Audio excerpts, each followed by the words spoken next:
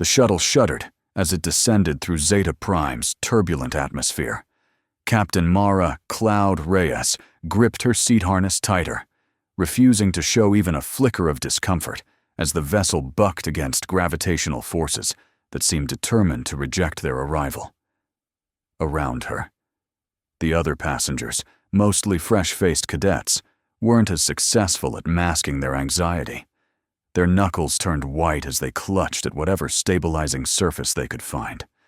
"First time on a Deathworld?" Mara asked the young cadet beside her, a Vesperian with translucent skin that had taken on a sickly green hue. The cadet nodded, 4 of his 6 eyes blinking rapidly in sequence. "Is it always this violent?" Mara allowed herself a small, tight smile. "This is actually one of the calmer entries. Wait until you experience the wildlife." The cadet's skin shifted to a pale blue, the Vesperian equivalent of blanching. Mara felt a twinge of guilt for frightening him. But better, he be prepared. Zeta Prime didn't forgive the unprepared. Approaching Carina 9 research station. The pilot's voice crackled over the comm. "Brace for final descent." The massive structure of Carina 9 came into view through the shuttle's viewport, a fortress of gleaming metal and reinforced polymers, perched atop a plateau that offered a commanding view of the surrounding terrain. Defensive turrets bristled along its perimeter, and energy barriers shimmered faintly in the planet's reddish light. "Home sweet home," Mara muttered to herself as the shuttle finally touched down with a jarring thud.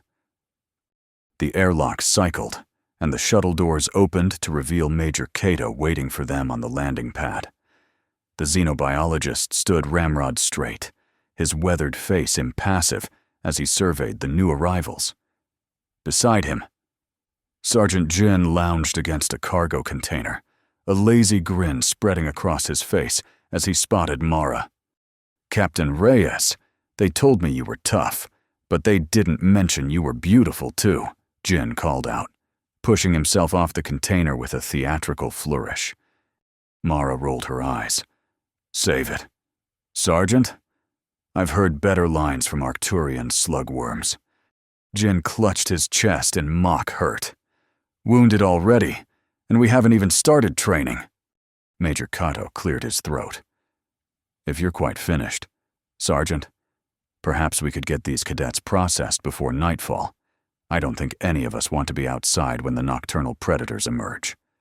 That sobered Jin quickly. He straightened up and began directing the cadets toward the main airlock. Mara fell into step beside Cato as they followed. "How bad has it been?" she asked quietly. Cato's expression darkened. 3 incursions in the past month. We lost 2 researchers and a security officer. The perimeter defenses are holding, but barely. These creatures are evolving, adapting to our countermeasures. "That's why I'm here," Mara said. "To teach these kids how to spot the threats before they become casualties." "Among other things," Cato replied cryptically. Before Mara could press him further, he quickened his pace and moved ahead to lead the group through the station's security checkpoints. The interior of Carina 9 was a maze of sterile corridors, research labs, and living quarters. As they moved deeper into the complex, Mara noted the scarred walls and hastily repaired sections, evidence of previous attacks. The station had clearly seen better days. "Your training facility is on sub-level 3, Cato explained as they entered a large elevator. State-of-the-art simulation chambers, live specimen observation rooms, and a firing range. Lieutenant Commander Verrill insisted on providing you with everything you might need." Mara stiffened at the name. "Varl is here." Cato glanced at her, curiosity in his eyes. "Yes, he's the station commander now. Is that a problem?" "No," Mara lied, keeping her face neutral. "No problem at all." The elevator doors opened, revealing a spacious atrium where a group of personnel had gathered. Standing at their center was Lieutenant Commander Varl, tall and imposing in his crisp uniform. His eyes locked with Mara's, and a cold smile spread across his face. "Captain Reyes," he said, stepping forward to greet her. "It's been a long time." "Not long enough," Mara replied, her voice barely above a whisper. If Varl was offended, he didn't show it. Instead, he turned to address the assembled cadets. "Welcome to Carina 9, the front line in humanity's battle to understand and conquer Deathworld ecosystems. You've all been selected for this program because you showed exceptional potential. Captain Reyes is here to ensure that potential doesn't go to waste." He gestured toward Mara.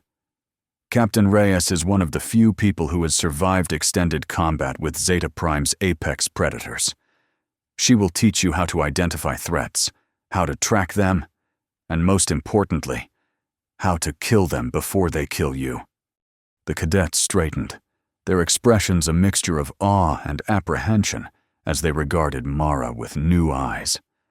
"Your first training session begins at 600 tomorrow," Varl continued. "Until then, get settled in your quarters and review the preliminary briefing materials. Dismissed." As the cadets dispersed, guided by Sergeant Jin, Varl turned back to Mara. "We should discuss the training program in detail. My office. 1 hour?" It wasn't really a question. Mara nodded curtly. "I'll be there."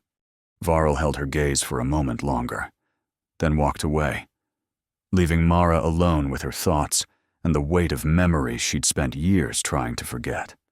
Major Cato appeared at her side. "There seems to be some history between you two." "Ancient history," Mara replied. "Nothing that will interfere with my job here." Cato looked unconvinced, but didn't press further. "Your quarters are this way. I'll show you." As they walked, Mara's mind drifted back to the last time she'd seen Varl, in the aftermath of an ambush that had left half their squad dead. She still carried the scars, both physical and emotional. And now, here he was, commanding the very station where she was supposed to train the next generation of survivors. Life had a cruel sense of humor sometimes. Her quarters were Spartan but comfortable. A bed, a desk, a small bathroom, and a viewport looking out over Zeta Prime's rugged landscape.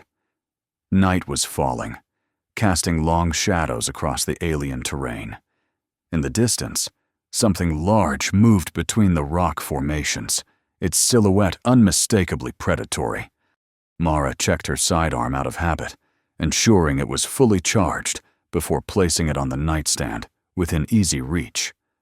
On a death world like Zeta Prime, paranoia wasn't just healthy, it was essential for survival. An hour later, she stood outside Varel's office, steeling herself before pressing the entry chime. The door slid open, revealing a surprisingly luxurious space. Trophies from various planetary expeditions adorned the walls, preserved specimens, exotic weapons, and holograms of distant worlds. Varl sat behind a massive desk of polished stone, reviewing something on a data pad. He looked up as Mara entered, gesturing for her to take a seat. "Drink?" he offered, indicating a decanter of amber liquid. "I'm on duty," Mara replied coldly. Varl smiled. Always the professional. He set down his data pad and leaned forward. "Let's get to it.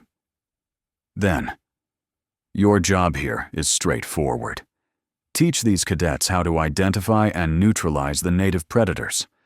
The mortality rate among new personnel is unacceptable, and the Galactic Science Directorate is threatening to pull funding if we don't improve our survival statistics." "I've reviewed the casualty reports," Mara said. "These aren't just random attacks. The creatures are getting smarter, more coordinated. They're targeting weak points in the station's defenses. That's why we need your expertise," Varl said. "You've spent more time in the field with these monsters than anyone else alive. You understand how they think." "Nobody understands how they think," Mara corrected him. "That's what makes them so dangerous. But I can teach your people to recognize the signs. to spot them before they attack. Good. Varel slid a data crystal across the desk.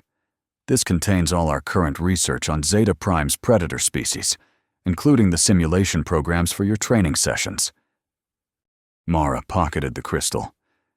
I'll need access to the security systems and perimeter sensors as well, and I want Sergeant Jin assigned to my team full-time.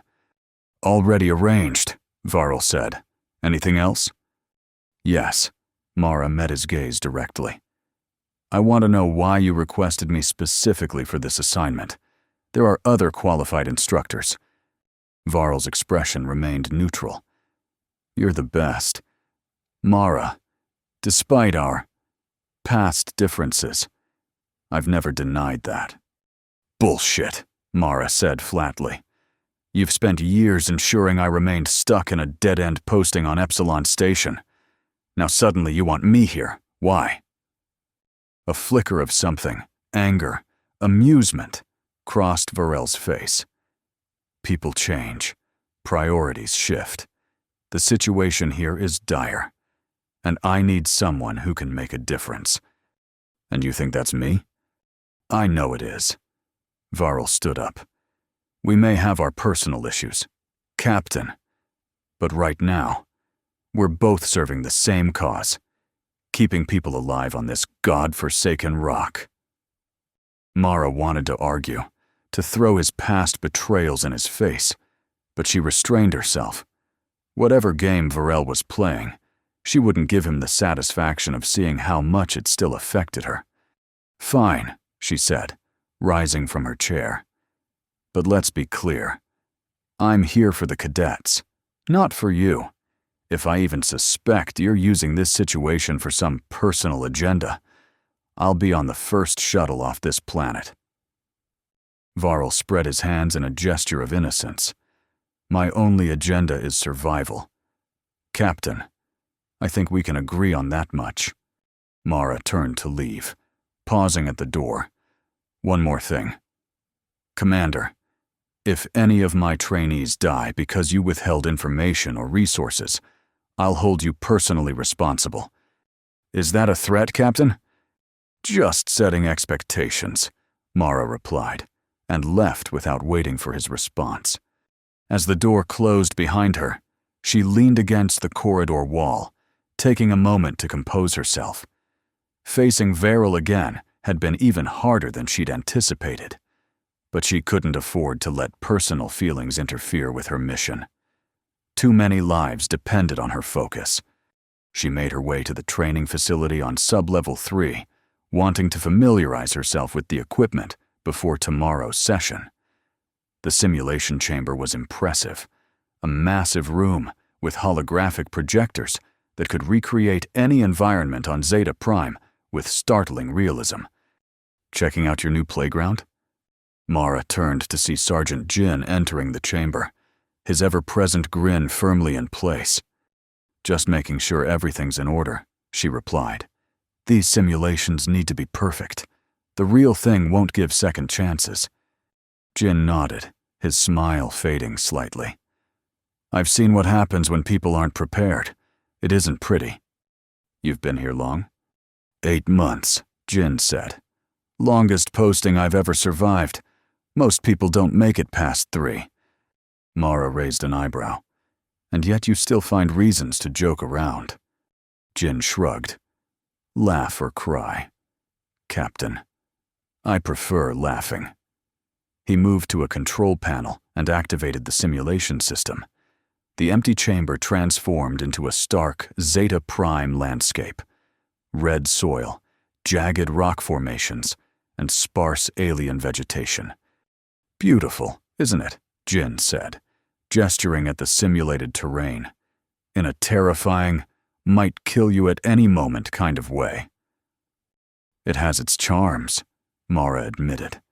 She pointed to a shadowed crevice between 2 rock formations. That's where I'd hide if I were hunting. Jin nodded appreciatively.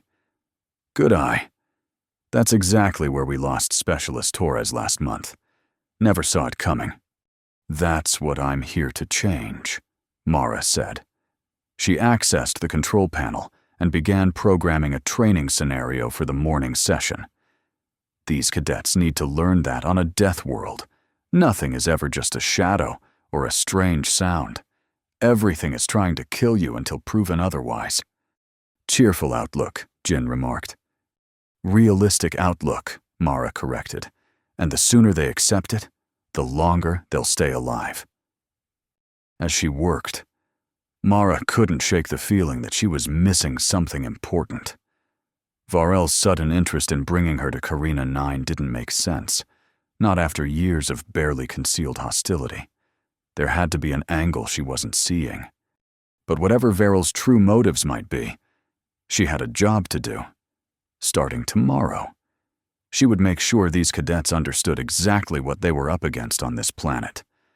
She would teach them to spot the monsters lurking in every shadow. Even if one of those monsters wore a commander's uniform.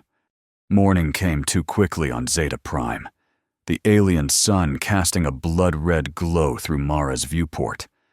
She'd slept poorly, plagued by old nightmares, the ambush, the screams of dying comrades. Varel's face as he gave the order to retreat, leaving half the squad behind. She pushed the memories aside as she prepared for the day ahead. Today wasn't about the past. It was about ensuring these cadets had a future. The training facility was already buzzing with activity when she arrived. The cadets stood in neat rows, attempting to project confidence despite the nervous energy that permeated the room. Sergeant Jin was putting them through basic drills, his voice uncharacteristically stern as he corrected stances and postures. Major Kato stood off to one side, observing with his usual detached curiosity. He nodded in acknowledgement as Mara approached. They're eager, he noted. Perhaps too eager. Overconfidence is as dangerous as fear on this planet. I'll fix both, Mara assured him. She surveyed the group, noting strengths and weaknesses, identifying which cadets would need special attention. The Vesperian from the shuttle was there, his skin now a determined shade of orange. Beside him stood a towering Krelvian female, her exoskeletal plates gleaming under the facility lights. Humans made up the majority, as usual, with a scattering of other species represented in smaller numbers. "Attention!" Jin barked, and the cadets snapped to perfect stillness. Captain Reyes will now take command of this training session.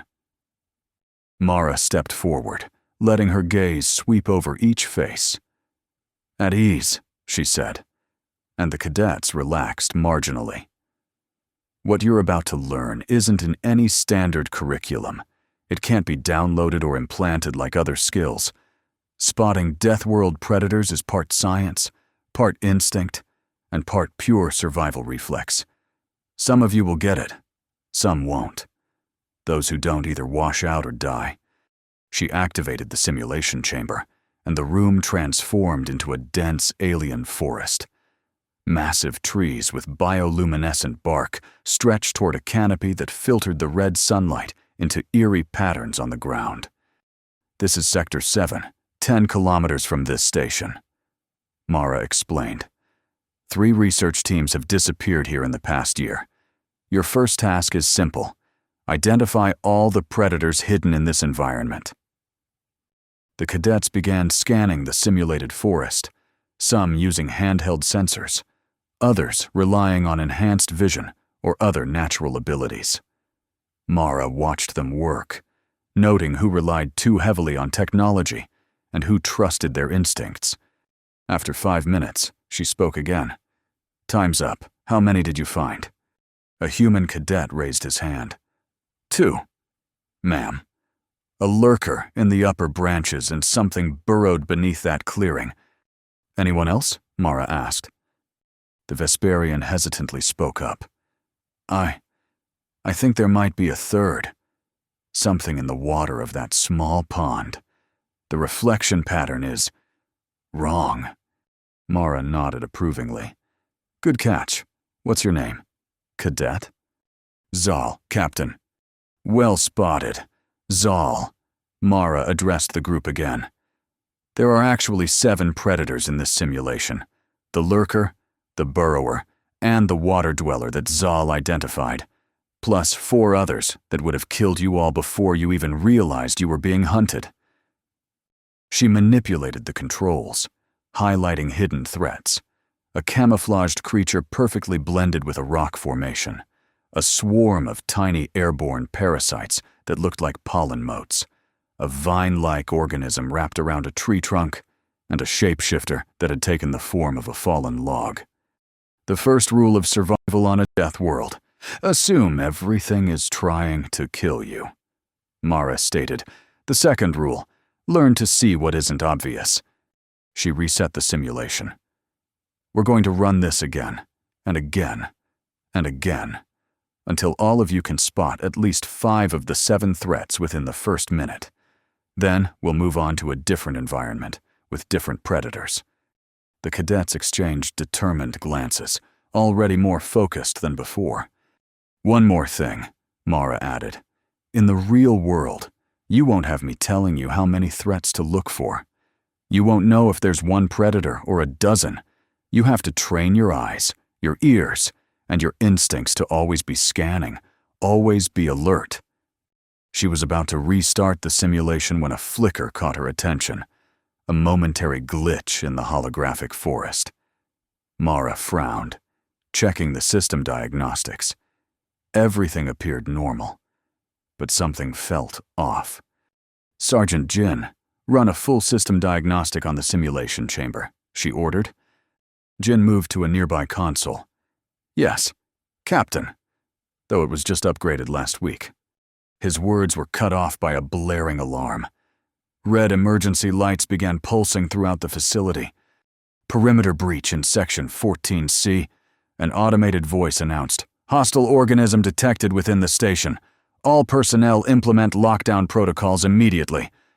The cadets looked to Mara, fear evident on their faces despite their training. This isn't part of the simulation, is it? The Krelvian female asked, her mandibles clicking anxiously. No, Mara replied grimly, drawing her sidearm. This is very real. She tapped her comm unit. Kato, what are we dealing with? The Major was already accessing a security terminal. Unknown at this time. The acid traps in Section 14 were triggered, but the creature pushed through anyway. It's heading inward, toward the central hub. A death beast, Jin muttered. His usual humor vanished. Has to be. Nothing else could survive those acid traps. Mara made a quick decision. Jin, get the cadets to secure quarters on Sublevel 5. Kato, contact Varel and tell him we need full security deployment. Belay that, came Varel's voice as he strode into the training facility. We're not going to panic over a single breach. This is a teaching opportunity. He looked at Mara with a challenge in his eyes. Isn't that right, Captain? Show these cadets how to handle a real threat, not just a simulation. Mara stared at him in disbelief. You want to use an active incursion as a training exercise? These cadets aren't ready. Then what better time to learn? Varel countered. With you and Jin guiding them, plus a full security team standing by, the risk is minimal. Before Mara could argue further, the facility shuddered as something massive impacted a nearby bulkhead. The sound of tearing metal echoed through the corridors, followed by an unearthly howl that sent chills down even Mara's spine. That's no ordinary death beast, Kato said, his scientific detachment momentarily shaken. The acoustic pattern suggests it's an alpha specimen, possibly the largest we've recorded on this planet. Varel's expression didn't change, but Mara caught a flicker of satisfaction in his eyes that set alarm bells ringing in her mind. This wasn't random. Somehow, he had planned this. Everyone, arm up, she ordered, moving to a weapons locker and distributing pulse rifles to the cadets. Form a defensive perimeter. Remember your training, even the little you've had so far. Watch the shadows, track movement patterns, and above all, stay together. As the cadets scrambled to obey, Mara grabbed Jin's arm and pulled him close. "This isn't right," she whispered. "Vorel knows something he's not telling us." Jin nodded slightly. "I've suspected for weeks that some of these incursions are too convenient. Always when new security protocols are being tested. Always targeting specific areas. Keep an eye on him," Mara instructed. "I need to figure out what game he's playing before people start dying." Another impact shook the room. Closer this time. The cadets raised their weapons, aiming at the main entrance where the sounds of destruction were rapidly approaching. "Steady," Mara called out. "Wait until you have a clear shot. These creatures have multiple vital organs, and hitting the wrong one will just make them angry." The massive doors to the training facility began to buckle inward, metal groaning under tremendous pressure. Through the widening gaps, Mara caught glimpses of scaled hide and gleaming claws. "On my mark," she said, raising her own weapon. "Aim for the junction between head and torso. That's where the primary neural cluster is located." The doors finally gave way with a thunderous crash, and the death beast surged into the room, a nightmare of muscle, teeth, and rage. Standing nearly 4 meters tall, its body was a patchwork of armored plates and exposed sinew. Multiple eyes glared from a wedge-shaped head, and a maw lined with serrated teeth opened in a roar that seemed to shake the very air. "Fire!" Mara shouted, and a barrage of energy pulses struck the creature from multiple angles. The death beast staggered but didn't fall. Instead, it seemed to assess the threat, its eyes scanning the room with an intelligence that sent a chill down Mara's spine. This wasn't normal behavior, even for an alpha predator. "Something's wrong," she called to Jin. "It's too controlled." Before Jin could respond, the creature charged, moving with impossible speed for its size. It barreled past the first line of cadets, ignoring their continued fire, and headed straight for the control console where Kato stood. "It's targeting the systems," Mara realized. "It knows how to disable our defenses." She sprinted toward Kato, tackling him out of the way just as the death beast smashed into the console, reducing it to sparking wreckage. In the same motion, she rolled to her feet and fired a precision shot directly into one of the creature's eyes. The death beast roared in pain, swinging a massive clawed limb that narrowly missed decapitating Mara. She ducked under its guard and fired again, aiming for the vulnerable spot where its jaw connected to its skull. "Jin, pattern Delta!" she shouted. Sergeant Jin immediately understood, directing half the cadets to form a semicircle and concentrate fire on the beast's hindquarters, while Mara kept its attention focused forward. The creature, seemingly recognizing the tactic, did something Mara had never seen before. It deliberately backed into a corner, protecting its vulnerable rear while lashing out with its foreclaws at anyone who came within range. "It's adapting," Kato marveled, his scientific curiosity apparently overriding his survival instinct. "This level of tactical awareness is unprecedented." "Less observation, more action," Mara snapped. "We need to flush it out of that corner." From across the room, Varl watched the battle unfold with an expression that confirmed Mara's suspicions. He wasn't surprised by the creature's behavior. He'd expected it. "Zal," Mara called to the Vesperian cadet. "Your species can emit high-frequency pulses, right?" Zal nodded nervously. "Yes, Captain. But I'm not trained to." "No time for training. I need you to hit that thing with the highest pitch you can manage, directed right at its auditory organs, the small flaps behind its eyes." The Vesperian steeled himself, then emitted a piercing sound that was barely audible to human ears, but caused the death beast to thrash in obvious distress. It abandoned its defensive position, charging blindly toward the source of its pain. "Now!" Mara commanded, and the entire group concentrated their fire on the exposed neural cluster at the base of the creature's skull. The combined barrage finally penetrated the Death Beast's armor. It convulsed violently, then collapsed to the floor with an impact that shook the entire room. Twitching spasmodically, it let out one final, almost mournful cry before falling still. A stunned silence followed, broken only by the heavy breathing of the cadets and the occasional spark from the destroyed console. "Well done," Verrill said, stepping forward as if he'd been directing the defense all along. "You see? A valuable learning experience." Mara rounded on him, fury evident in every line of her body. "A learning experience that nearly got everyone killed. That wasn't a random incursion. That creature was modified, enhanced somehow. It displayed tactical reasoning far beyond anything naturally evolved on this planet." Varl's face hardened. "Careful, Captain. You're bordering on insubordination." "And you're bordering on criminal negligence," Mara shot back. "You knew about this. You expected it. Why?" Before Verrill could respond, Major Kato interrupted. "She's right. Commander, the behavioral patterns exhibited by this specimen are consistent with neural augmentation.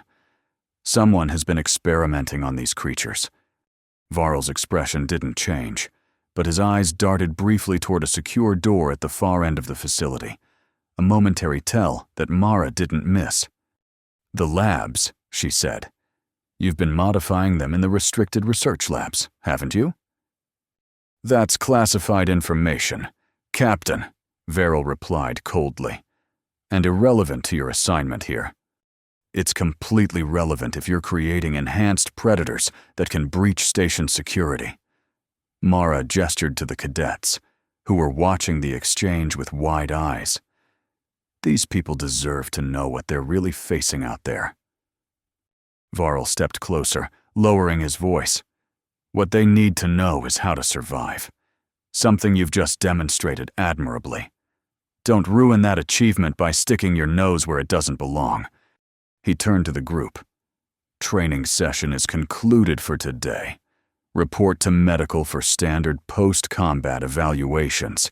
Then rest. You've earned it." With a final warning glance at Mara, he strode from the room.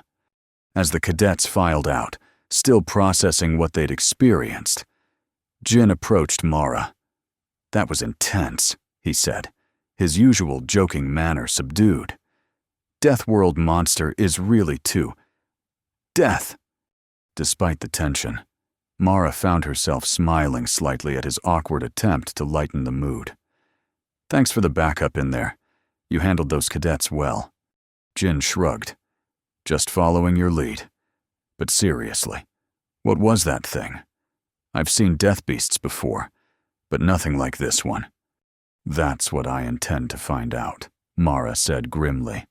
"And I think Major Kato might be able to help us." They found the xenobiologist already examining the creature's corpse, taking tissue samples with methodical precision. "Fascinating," he murmured as they approached. "The neural architecture has been artificially enhanced, creating new synaptic pathways that shouldn't be possible in this species." "Who would do this?" Jin asked. "And why?"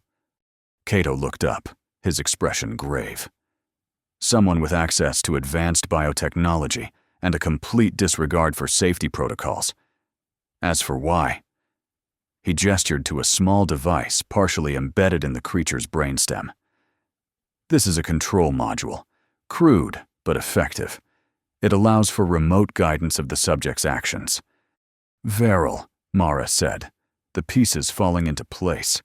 "He's not just studying these things, he's weaponizing them." "That would explain the pattern of incursions," Jin agreed. "Always targeting specific systems, always during key moments." "But to what end?" Kato wondered. "The risk of losing control is enormous." Mara thought back to her conversation with Verrill in his office, to the trophies displayed so prominently. "Power," she said. "Control over the most dangerous predators in known space would be invaluable, militarily and commercially." "You think he's working for someone?" Jin asked. "A corporation, maybe?" I don't know yet, Mara admitted. But I'm going to find out. In the meantime, we need to continue training these cadets for real threats, not just Veryl's engineered monsters. Cato nodded. I'll analyze these samples, see if I can determine exactly what modifications have been made. It might give us some insight into vulnerabilities we can exploit. As they left the training facility, Mara couldn't shake the feeling that they'd only scratched the surface of Veryl's plans.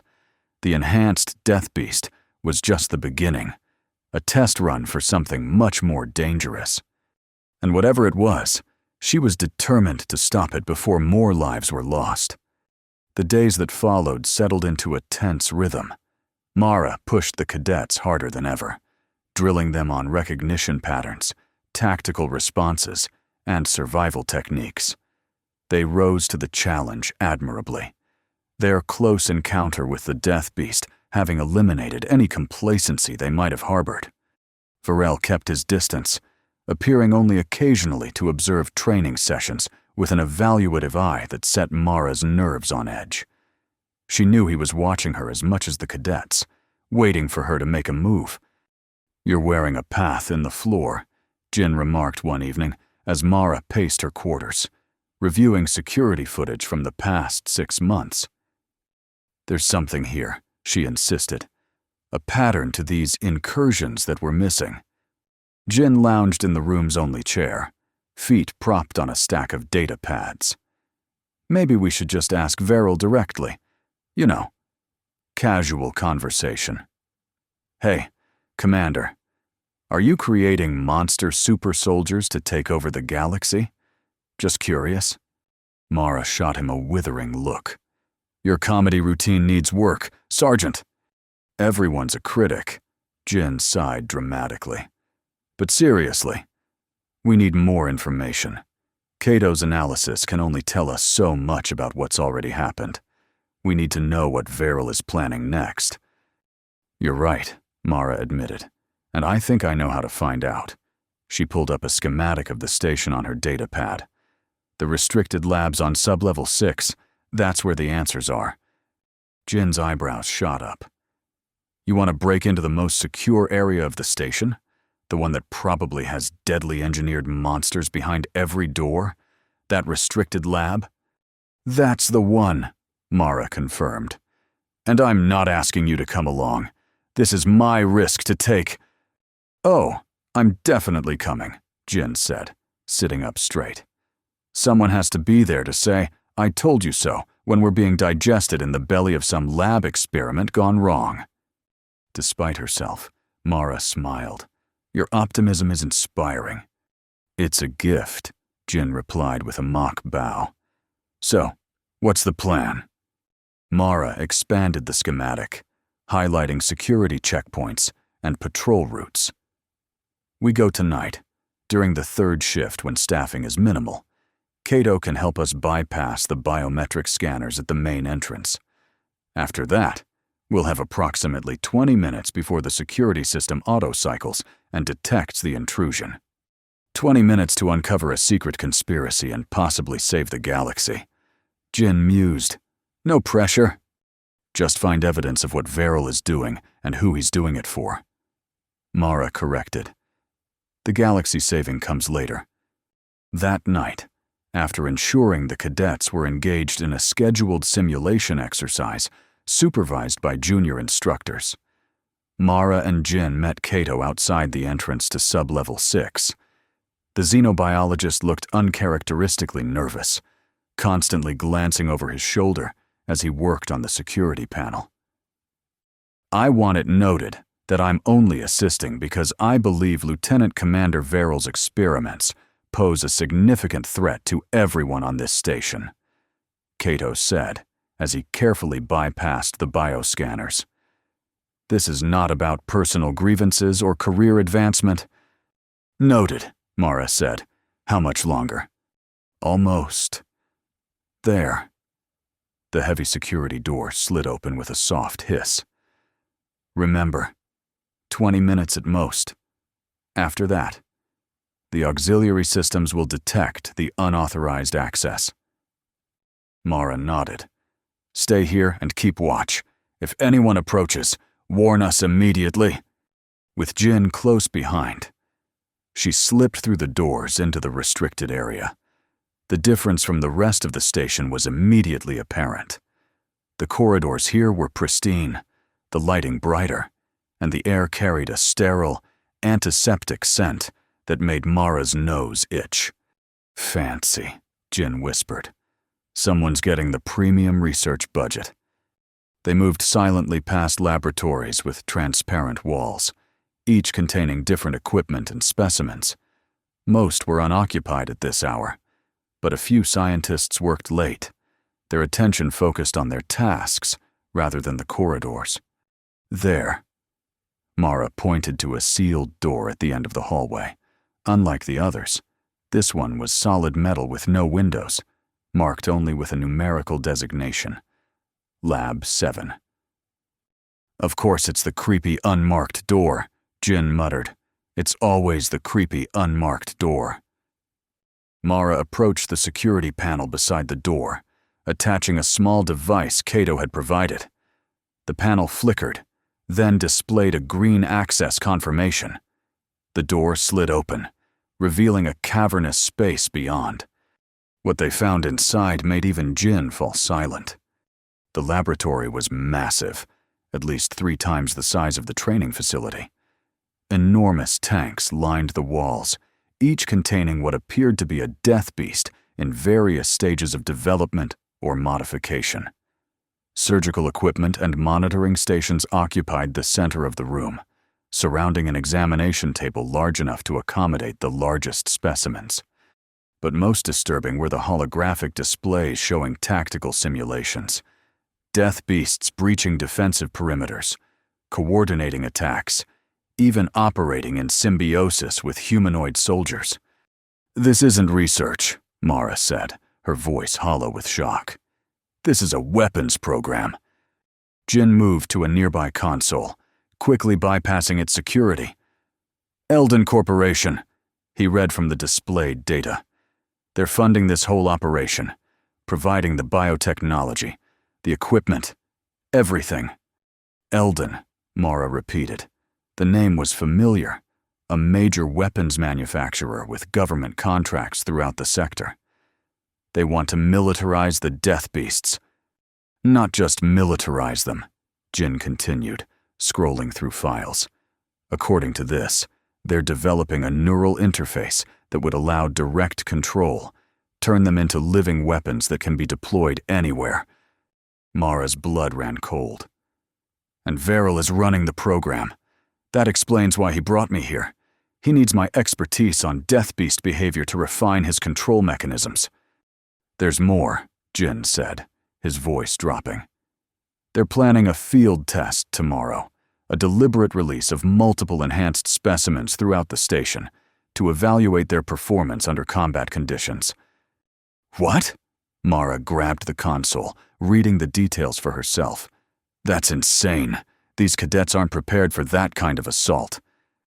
"I don't think preparation is the point," Jin said grimly. "According to these parameters, they're measuring kill efficiency." Mara's mind raced. "We need to warn everyone. Evacuate the station." "I'm afraid that won't be possible, Captain." They spun to find Varl standing in the doorway, flanked by security officers with weapons drawn. His expression was cold, calculating, the face of a man who had anticipated this moment. "I had hoped you'd stay focused on your training duties," he said, stepping into the lab. "But I suppose old habits die hard. You never could resist poking around where you don't belong." "This is illegal experimentation," Mara replied, her hand inching toward her sidearm. "The Galactic Science Directorate would shut you down in a heartbeat if they knew what you were doing here." Varl smiled thinly. "The Directorate approved this research program themselves, officially. We're studying adaptive predator behaviors for defensive applications. The specifics, well, those remain classified." "Classified doesn't cover deliberately endangering station personnel," Jin interjected, or using cadets as live targets. Sacrifices are necessary for progress. Sergeant, Varl said dismissively, the data we collect tomorrow will advance our understanding of these creatures by years. The loss of a few trainees is an acceptable cost. Not to me, Mara said, her voice hardening.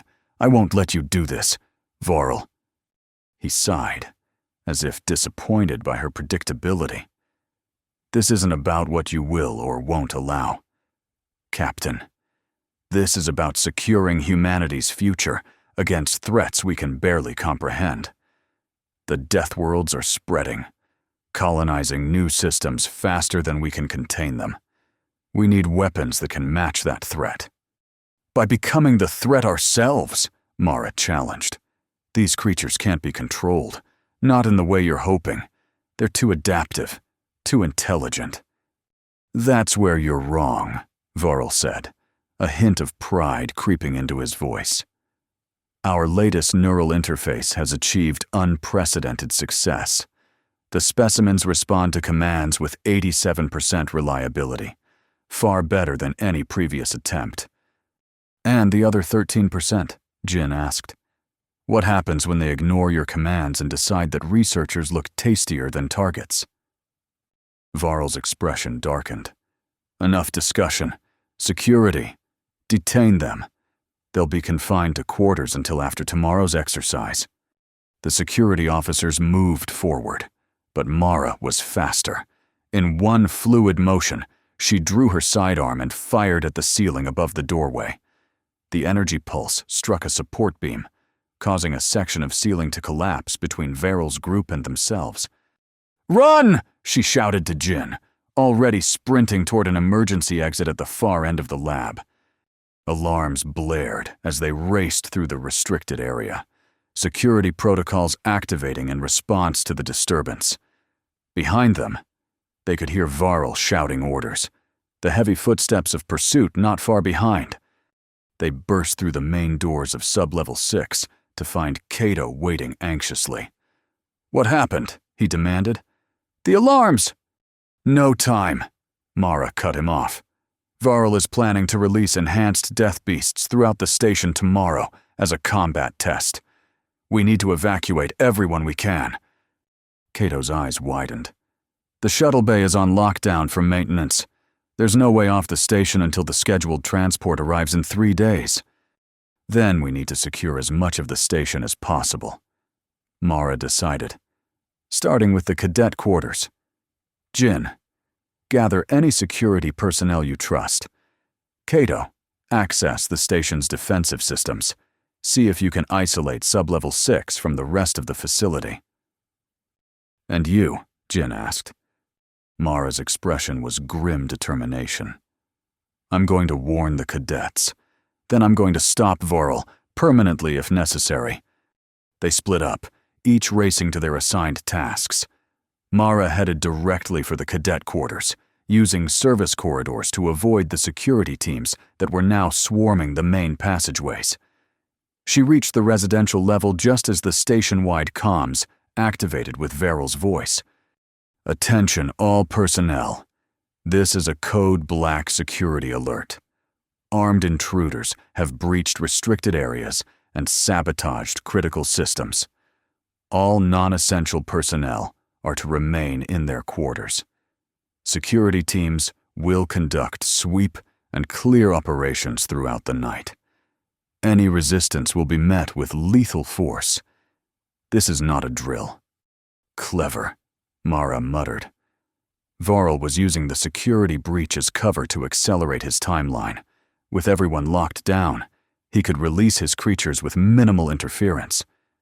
She reached the cadet quarters, finding them already assembled in the common area, confusion and fear evident on their faces. Zal spotted her first, relief washing over his features. "Captain Reyes, what's happening? The alarms."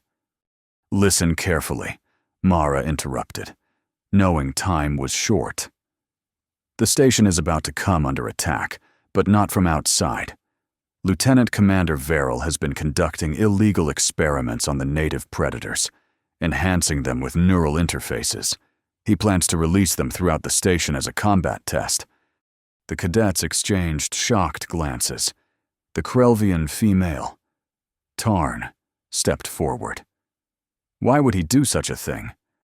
Weapons development for Eldon Corporation, Mara explained quickly. But that doesn't matter right now. What matters is survival. We need to secure this level and prepare for multiple hostile incursions. To their credit, the cadets didn't waste time with disbelief or panic. Their training, limited though it was, had prepared them to respond to threats rather than question them. "What's the plan, Captain?" asked a human cadet named Rivera. Mara quickly assessed their resources. "We need to establish defensive positions at all access points to this level. Barricade the main elevators and stairwells, leaving only the service ducts as controlled entry points. Arm yourselves with whatever weapons are available." She was cut off by the sudden failing of the lights, plunging the common area into darkness before emergency illumination kicked in, bathing everything in a dim red glow. "It's starting," Mara realized. "Varel's moving faster than I anticipated." As if confirming her assessment, distant screams echoed through the ventilation system, followed by the unmistakable roar of a death beast. "Move!" Mara ordered. "Defensive positions, now!"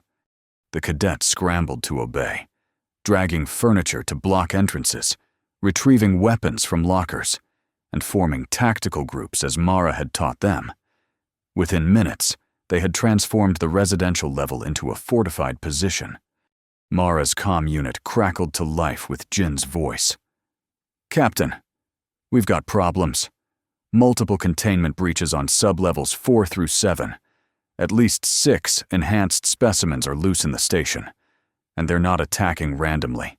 They're hunting specific targets." "The cadets," Mara said, the pieces falling into place. "Varel's using them to test the creature's targeting capabilities." "Not just the cadets," Jin replied grimly. "You're on the priority list too. Apparently, you've been designated as a high-value target, maximum difficulty." "I'm flattered," Mara said dryly. "What about Cato? Has he managed to access the defensive systems?" "Negative. Varel locked him out. But he's working on something else, some kind of biological countermeasure. Said to tell you he needs time." "Time is the one thing we don't have," Mara muttered. "Hold your position. Jin, protect Cato at all costs. If anyone can find a way to stop these things, it's him." She turned back to the cadets, who had completed their preparations and now waited for instructions. They looked scared, but resolute, determined to face whatever was coming. "Listen up," Mara said, raising her voice to be heard over the distant sounds of chaos. "What we're facing isn't like anything you've trained for. These creatures have been enhanced. They're faster, smarter, and more coordinated than natural predators. But they still have weaknesses." She activated a holographic display, showing the neural anatomy of a death beast. "The control interfaces are located here, at the base of the skull. A direct hit will disrupt the signal and potentially disable the creature. Alternatively, high-frequency sonic pulses can temporarily disorient them. Zal, that's where your natural abilities will be crucial." The Vesperian nodded determinedly. "We work in teams," Mara continued. "No one fights alone. Watch each other's backs, communicate constantly, and remember your training. These things are deadly, but they're not invincible." A thunderous impact shook the barricade at the main entrance, followed by the sound of claws scraping against metal. The cadets raised their weapons, aiming at the source of the noise. "Steady," Mara cautioned. "Wait for a clear target. Make every shot count." The barricade shuddered again, beginning to buckle under repeated impacts. Through the gaps, Mara caught glimpses of scaled hide and gleaming teeth, not one creature, but 2, working in tandem to breach the defenses. "They're coordinating," she observed. "Varel's control system is more advanced than I thought." With a final crash, the barricade gave way, and the first death beast lunged into the room, smaller than the one they'd encountered in the training facility. But moving with preternatural speed and precision, it scanned the room, its multiple eyes fixing immediately on Mara. Primary target identified, it growled in a guttural approximation of human speech that sent chills down everyone's spine. "Terminate." "They can talk now?" Rivera exclaimed, his voice cracking with shock. "Focus!" Mara snapped, already rolling to avoid the creature's initial charge. "Pattern Alpha, now!" The cadets responded instantly, splitting into predetermined groups and attacking from multiple angles. Energy pulses struck the death beast from all sides, scoring its armored hide but failing to penetrate deeply enough to cause serious damage. The second creature entered more cautiously, circling the perimeter of the room as if assessing the tactical situation. Its behavior was so unanimal-like that it was disturbing to watch. "Zal, now!" Mara ordered.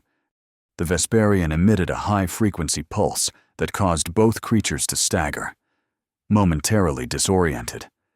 Mara used the opportunity to fire a precision shot at the first beast's neural interface, but it moved at the last second, the pulse grazing rather than disabling the device.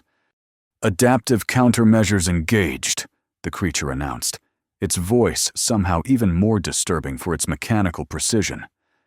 "Adjusting tactical approach." To Mara's horror, both death beasts began emitting a counter-frequency that neutralized Zal's sonic attack. They had analyzed the threat and developed a response in seconds. "Fall back," she commanded. "Secondary positions." The cadets retreated to a more defensible area deeper in the residential level, firing covering shots as they withdrew. The death beasts pursued relentlessly, moving with a coordination that spoke of centralized control. "They're being directed," Mara realized. Varel isn't just observing, he's actively commanding them. Her comm unit activated again. "Captain," Jin's voice was strained, the sound of combat evident in the background. "Kato's figured it out. These things aren't just enhanced, they're networked. There's a central control node coordinating all of them from the main laboratory." "Can we disable it?" Mara asked, ducking under a swipe from the lead death beast and countering with a point-blank shot that finally penetrated its armor, causing it to screech in pain. "Theoretically, yes," Jin replied. "But someone would need to access the primary control console in Lab 7, and right now, that area is crawling with both security teams and more of these monsters." Mara made a split-second decision. "Hold this position," she instructed the cadets. "Protect each other. I'm going to end this at the source." "Captain, you can't go alone," Tarn protested. "I'm not," Mara said grimly. "I'm taking our friends here with me." She fired a deliberate shot at one of the creatures, striking a non-vital area. "Hey, primary target moving to sub-level 6. Follow if you dare." The death beasts immediately reoriented toward her, their programming prioritizing her capture or elimination above all else. Mara sprinted for the service ducts, the creatures in hot pursuit. "Jin," she called into her comm, "I'm bringing company. Be ready to assist at the entrance to sub-level 6. "You're using yourself as bait?" Jin sounded simultaneously impressed and horrified. "That's either brilliant or suicidal." "Let's hope for brilliant," Mara replied, sliding into a maintenance shaft that would take her directly to the lower levels. The death beasts followed, their massive bodies barely fitting through the confined space, slowing them enough for Mara to maintain her lead. She emerged on sub-level 5, racing through corridors now abandoned, as personnel had either evacuated or barricaded themselves in secure areas. The sounds of pursuit grew louder behind her, driving her forward toward her destination. Jin was waiting at the entrance to sub-level 6, along with 3 security officers who had remained loyal to the station, rather than to Varel. They had set up a hasty defensive position with overturned equipment, creating a bottleneck in the corridor. "Ready?" Mara called as she approached. "As will ever be," Jin replied, raising his weapon. "Though I still think this plan falls under criminally insane in the tactical handbook." Mara skidded to a halt behind their barricade just as the death beasts rounded the corner, moving in perfect synchronization. They paused, analyzing the new threat configuration. "Fire!" Jin ordered, and a concentrated barrage struck the creatures from multiple angles. Unlike the cadets' earlier attempts, these shots were precisely targeted at weak points in the death beast's armor, informed by Cato's research. One of the creatures staggered and fell, its neural interface destroyed by a direct hit. The other, however, adapted quickly, using its fallen companion as cover while it assessed the situation. Threat level elevated, it announced in that disturbing approximation of human speech, engaging lethal protocols. What happened next defied everything Mara knew about death beast physiology. The creature's body began to transform, plates shifting to provide better armor coverage, limbs extending for increased reach. Most alarming, a previously hidden organ in its throat began to glow with bioluminescent energy.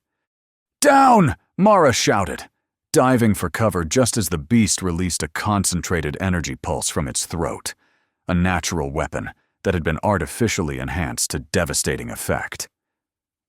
The blast tore through their barricade, sending equipment and bodies flying. One of the security officers was caught directly in the blast, his body disintegrating instantly. Another was thrown against a wall with bone-crushing force.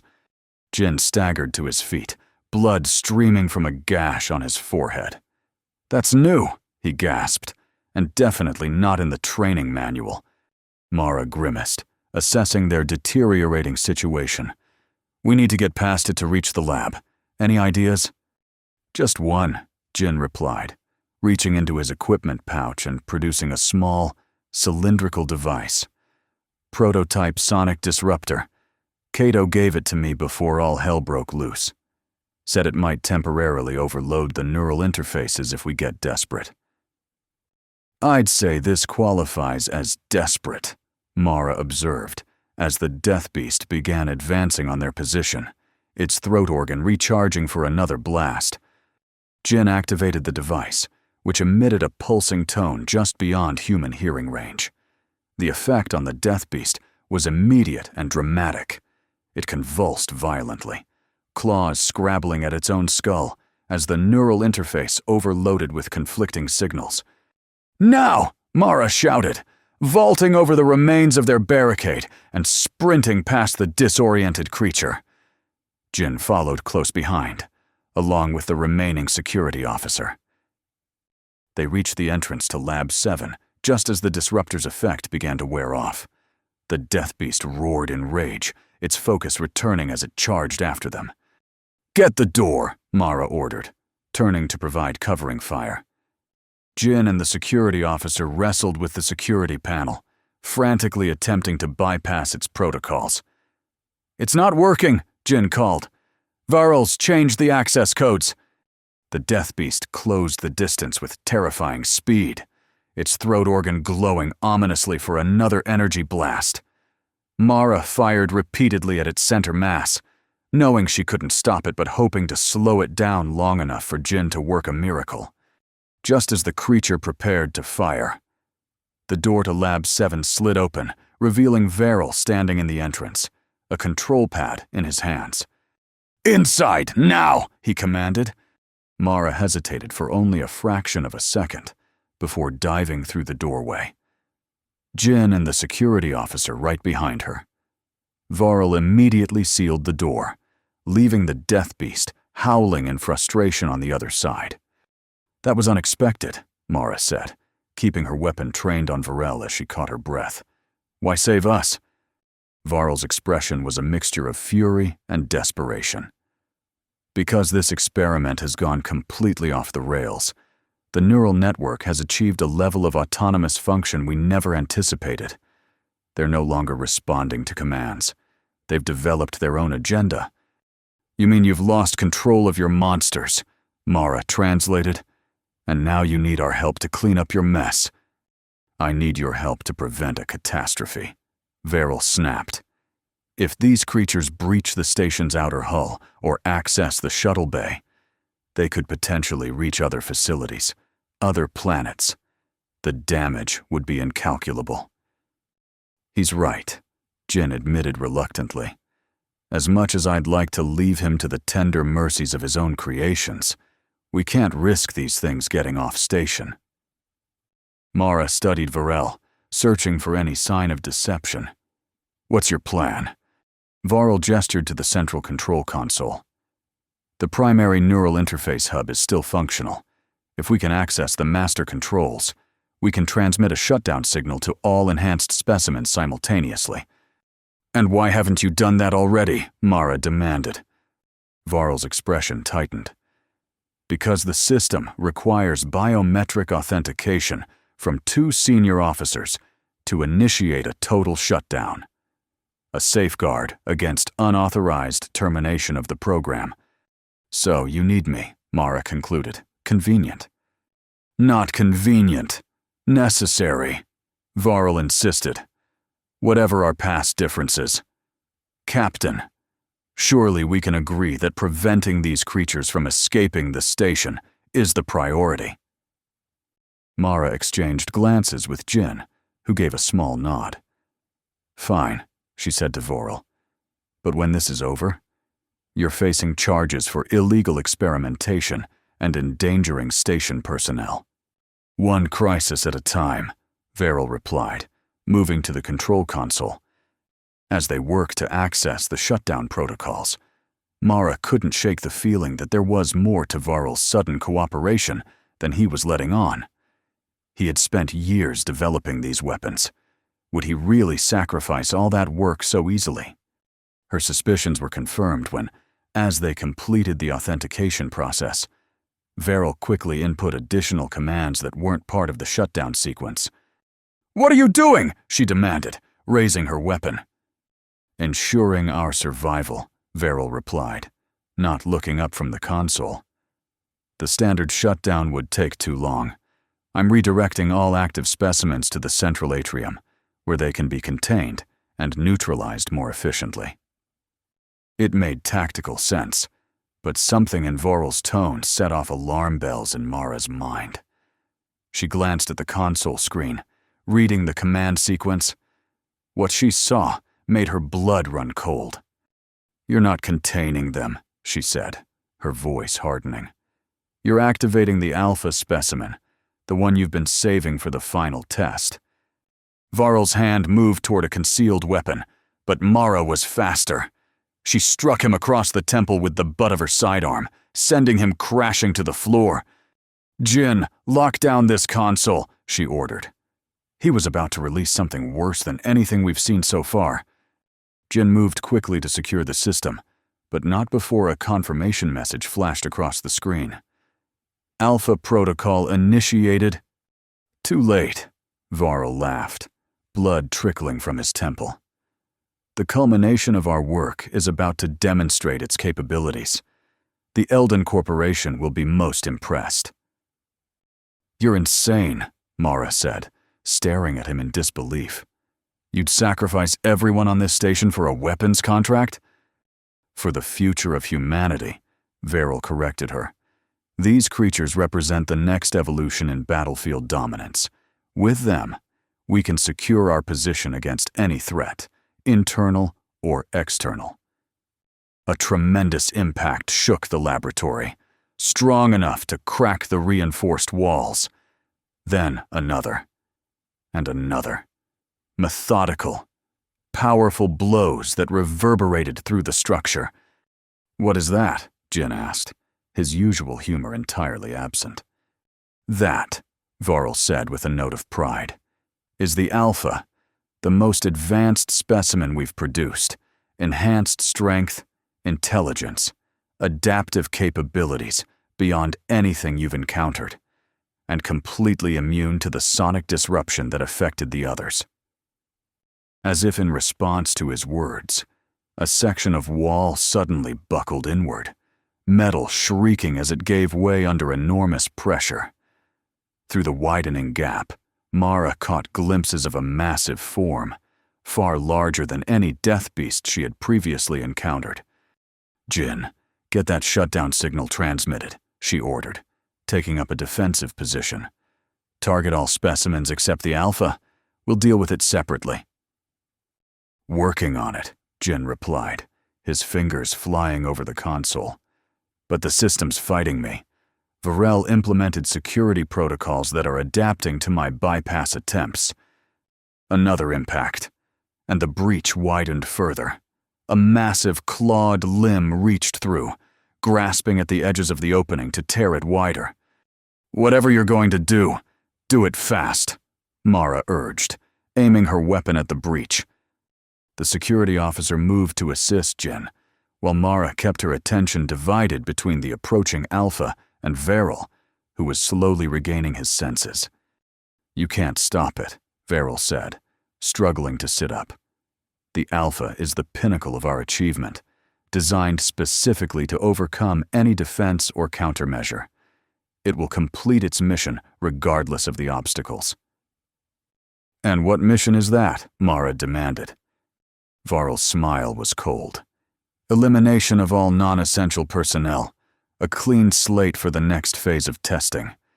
Before Mara could respond, the wall finally gave way completely, and the Alpha Death Beast surged into the laboratory, a nightmare made flesh. Standing nearly 6 meters tall, its body was a perfect fusion of natural evolution and technological enhancement. Multiple limbs ended in both claws and manipulator appendages capable of operating equipment. Its head housed not one, but 3 neural interfaces, providing redundancy against targeted attacks. Most disturbing of all was its face, altered to include almost human-like features that created an uncanny valley effect. Neither fully beast nor anything recognizably natural. Its eyes fixed on Mara with unmistakable intelligence and purpose. "Primary target located," it announced, its voice deeper and more articulate than the other specimens. "Secondary objective, secure control center. Tertiary objective, eliminate witnesses." It moved with impossible speed for its size, crossing the laboratory in a single bound and seizing the security officer before anyone could react. The man's scream was cut short as the Alpha tore him in half with casual efficiency, dropping the remains to the floor before turning its attention to Jin. "Get down!" Mara shouted, opening fire with her sidearm. The energy pulses struck the Alpha's armored hide, leaving barely visible scorch marks. Jin abandoned the console, diving for cover behind a heavy equipment rack. "Conventional weapons aren't going to cut it," he called to Mara. "We need something with more punch." The Alpha advanced methodically, aware of its superiority and in no rush to complete its tasks. It paused to examine the control console, its manipulator limbs interacting with the interface with surprising dexterity. "It's accessing the system," Jin realized, overriding the shutdown sequence. Varel laughed from his position on the floor. "The Alpha has full administrative access. It can control all station systems, including life support and security protocols." Mara's mind raced, searching for a solution. Conventional tactics wouldn't work against something this advanced. She needed to think differently, to find a weakness that Varel hadn't anticipated. And then it hit her, a memory from her first day at the station, from the initial training session with the cadets. What she had told them about predator psychology, and the one thing that all apex hunters shared, absolute confidence in their position at the top of the food chain. "Jin," she called, not taking her eyes off the Alpha. "Remember what I told the cadets about predator responses to unexpected stimuli?" Jin's eyes widened as he caught her meaning. "The smile shot? That's your plan? Against that thing?" "Do you have a better idea?" Mara asked, already positioning herself for what might be the most insane tactic of her career. Not really, Jin admitted. But if we're going to die anyway, might as well try something crazy. The Alpha finished whatever adjustments it was making to the system and turned its attention back to them. Resistance is inefficient, it stated. Surrender will make termination procedures more expedient. Actually, Mara said, lowering her weapon slightly, I have a different proposal. The creature paused, its programming allowing for negotiation as part of its tactical flexibility. Specify proposal. Mara took a deep breath, centering herself. Then, in direct contradiction to every survival instinct, she smiled, a genuine, warm expression that conveyed absolute confidence and lack of fear. The effect on the Alpha was subtle but immediate. Its posture shifted, head tilting slightly as its programming attempted to categorize this unexpected response. In the natural world, prey didn't smile at predators. Prey showed fear, aggression, or submission, not casual confidence. "What are you doing?" Varel demanded, confusion evident in his voice. Mara maintained her smile, stepping closer to the Alpha while keeping her body language relaxed and non-threatening. "Something you didn't program for," she replied. "Psychological warfare?" The Alpha's neural interfaces flickered as they processed this anomalous behavior, creating a momentary processing loop that Mara had been counting on. In that split second of hesitation, Jin activated the prototype sonic disruptor at maximum amplitude. While the Alpha was indeed resistant to the frequency that had disabled the other specimens, the sudden activation of all three neural interfaces simultaneously, combined with the psychological confusion induced by Mara's unexpected behavior, created a cascade failure in its control systems. The creature convulsed violently, its limbs thrashing as conflicting commands tore through its enhanced nervous system. Mara didn't waste the opportunity.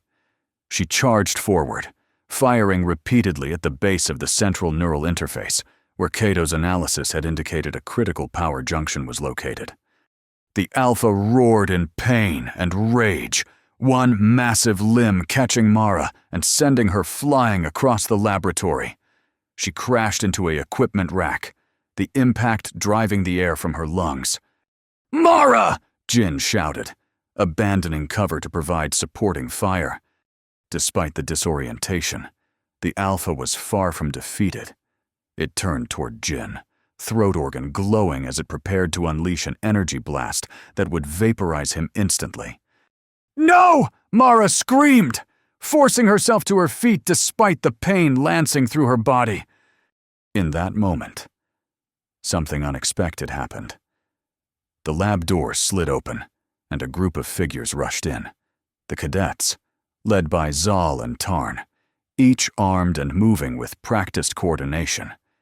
"Pattern Omega," Zal called out, and the cadets immediately split into pre-assigned groups, attacking the Alpha from multiple angles with a discipline that spoke of intensive training. The Alpha, already struggling with system conflicts, found itself unable to prioritize among the sudden proliferation of threats. It lashed out randomly, missing more often than connecting as the cadets maintained constant movement, never presenting a stationary target. Mara seized the opportunity, signaling to Jin. "The console! Complete the shutdown!" Jin sprinted to the control system, resuming his work on the shutdown sequence while the cadets kept the Alpha distracted. Varel, seeing his creation faltering, attempted to interfere, but Tarn neutralized him with a precise strike that left him unconscious. "Captain," Zal called, tossing something in Mara's direction.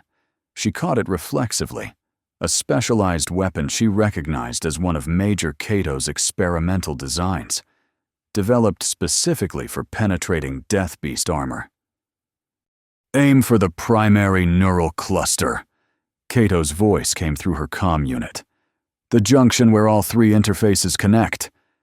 Mara identified the target, a barely visible seam at the base of the Alpha's skull, where the enhanced technology merged with biological tissue. She would have only one shot, and it would need to be perfect. "I need a clear line of sight," she called to the cadets. "On my mark, execute Diversion Protocol 7. The cadets responded immediately, shifting their attack pattern to draw the Alpha's attention forward and down, exposing the vulnerable area at the back of its head. Zal emitted a precisely modulated sonic pulse that caused the creature to flinch slightly, just enough disruption for Mara to take the shot. She exhaled slowly, finger tightening on the trigger. In that moment, the Alpha seemed to sense the imminent threat. It began to turn, faster than should have been possible for something its size. Mara smiled again, not as a tactic this time, but with genuine appreciation for the perfect killing machine that Varel had created. Then she fired. The specialized projectile struck exactly at the neural junction, penetrating armor and tissue to deliver its payload directly to the control center. The Alpha froze mid-movement, a tremor running through its massive frame as the biological disruptor began its work, severing the connection between the technological enhancements and the creature's natural systems. "Shutdown sequence complete," Jin announced from the console. "All specimens are receiving termination signals." Throughout the station, the enhanced death beasts suddenly collapsed, their neural interfaces overloading and shutting down the modified biological systems that had kept them functioning. The Alpha, the most advanced of them all, fought the longest against the inevitable, its eyes fixed on Mara with what almost seemed like recognition before it finally succumbed, crashing to the floor with an impact that shook the entire laboratory. A profound silence fell, broken only by the heavy breathing of the exhausted defenders. "Is it over?" one of the cadets asked hesitantly. "Yes," Mara replied, lowering her weapon. "It's over." She looked around at the cadets who had risked everything to come to their aid. "How did you know where to find us?" Zal stepped forward. "Major Cato contacted us after you left. He said you might need backup, and he was right." The Vesperian's skin had shifted to a deep purple, the color of pride in their culture. "We used what you taught us, Captain, about spotting threats, about teamwork, about thinking like the predators we face." "You did well," Mara acknowledged. "All of you did." Jin joined them, a slight limp in his stride but his irrepressible grin firmly back in place. "That smile shot was either the bravest or craziest thing I've ever seen," he said with admiration. "Deathworld monster is really too. Death. But smiling at it? That's pure human insanity."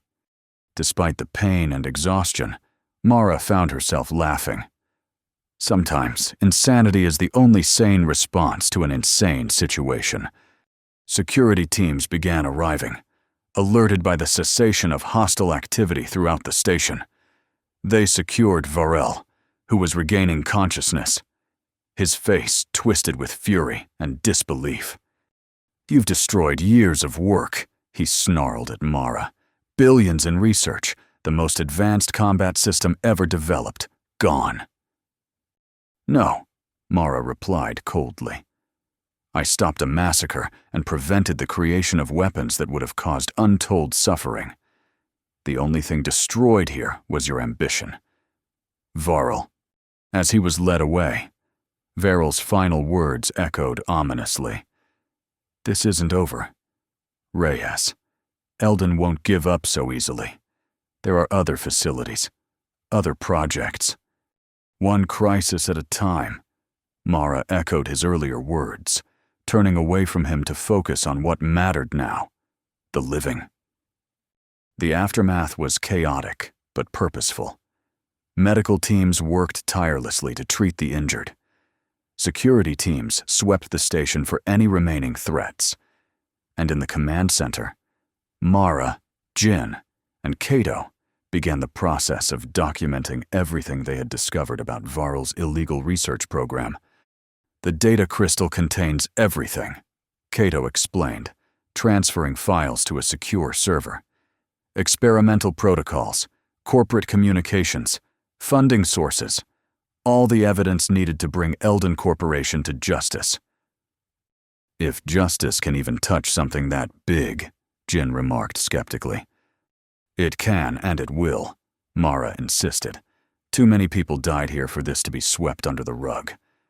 Days passed as the station slowly returned to a semblance of normalcy. The damaged sections were sealed off for repair, and a Galactic Science Directorate investigation team arrived to assess the situation and take formal statements. Varl was transferred to a high-security detention facility to await trial, his career and reputation in ruins. The surviving specimens were humanely terminated under strict oversight, their remains preserved for legitimate scientific study.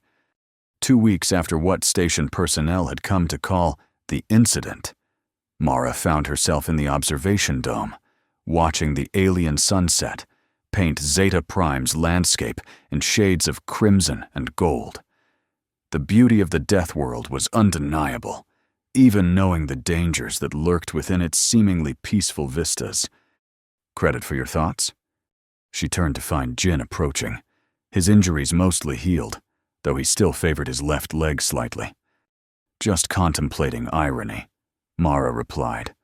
A planet this beautiful, filled with creatures so perfectly evolved for killing. Jin nodded, joining her at the viewport. Nature's quite the designer. No need for neural interfaces or corporate funding. Speaking of which, Mara said, have you heard the latest from the Directorate? That they want to restructure Carina 9 into a combined research and training facility? Yeah. Word travels fast. Jin smiled. Also heard they want you to run it. Mara nodded. They offered me the position this morning, Director of Training and Research Operations. And? I accepted, she said, on certain conditions. Jin raised an eyebrow, such as a complete overhaul of the training program, for starters. Less focus on combat tactics, more on understanding the ecological dynamics of Deathworlds. We need to teach people how to coexist with these environments, not just how to kill what lives in them. Sounds revolutionary, Jin commented. The Directorate actually went for it? After what happened here, they're surprisingly open to new approaches. Mara turned to face him directly. I'll need a good team. People who understand both the scientific and survival aspects of what we're doing. Jin's expression turned serious. Are you offering me a job, Captain? That depends, Mara replied. How do you feel about becoming the chief instructor for a completely redesigned survival program?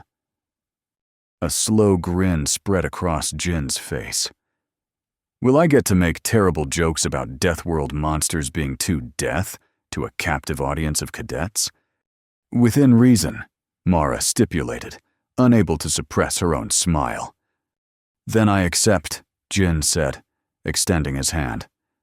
Though I should warn you, my survival techniques now include your famous smile shot. I'm thinking of making it the centerpiece of the new curriculum. Mara laughed as she shook his hand. I'm already regretting this decision. Too late, Jin declared cheerfully. We're going to revolutionize Deathworld training together. The Mara and Jin show. How to smile at monsters and live to tell about it. Their laughter was interrupted by the arrival of Major Cato, who approached with an air of barely contained excitement. I hope I'm not intruding, he said, but I've made a breakthrough in my analysis of the neural interfaces that I think you'll find fascinating. Not intruding at all, Mara assured him. What have you discovered?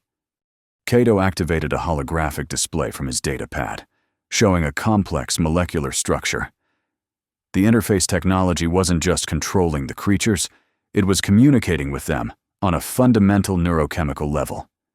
With some modifications, we might be able to develop a non-invasive version that allows for basic communication with unmodified specimens. You mean we could actually talk to these things? Jin asked incredulously. Ask them why they're so intent on eating us. In a primitive fashion, perhaps. Cato replied, at minimum, we could potentially establish recognition patterns that might reduce aggressive encounters. Mara studied the molecular model, her mind racing with possibilities. That could change everything, not just here, but on every Deathworld in explored space. My thoughts exactly. Cato agreed. With your permission, I'd like to establish this as our primary research initiative under the new program structure. Permission granted, Mara said without hesitation. And I want you to head the research division. No one understands these creatures better than you do. Cato's normally stoic expression gave way to genuine pleasure. I would be honored. Captain, or should I say, Director Reyes. Let's stick with Mara, she suggested. If we're going to reshape humanity's approach to Deathworlds, we should start by dispensing with unnecessary formalities. The three of them stood in companionable silence for a moment, watching as the last rays of Zeta Prime's sun slipped below the horizon, plunging the landscape into the dangerous beauty of night. We should celebrate, Jin proposed suddenly. Mark the beginning of this new venture properly. What did you have in mind? Mara asked, already wary of the mischievous glint in his eye. Jin's grin widened. I may have salvaged a bottle of Arcturian brandy from the commander's private stores before they sealed off his quarters. Seems a shame to let it go to waste. Cato raised an eyebrow. That would be misappropriation of evidence in an ongoing investigation, Sergeant. Or it could be considered securing a potentially hazardous substance for proper disposal. Jin countered. Very slow, methodical disposal. One small glass at a time. Mara shook her head in mock disapproval, but couldn't hide her smile. Lead the way. Sergeant, I think we've earned a little improper disposal after everything we've been through. As they left the observation dome, Mara cast one final glance at the darkened landscape of Zeta Prime. Out there, countless predators were emerging for their nocturnal hunts, perfectly adapted killing machines with no need for technological enhancement.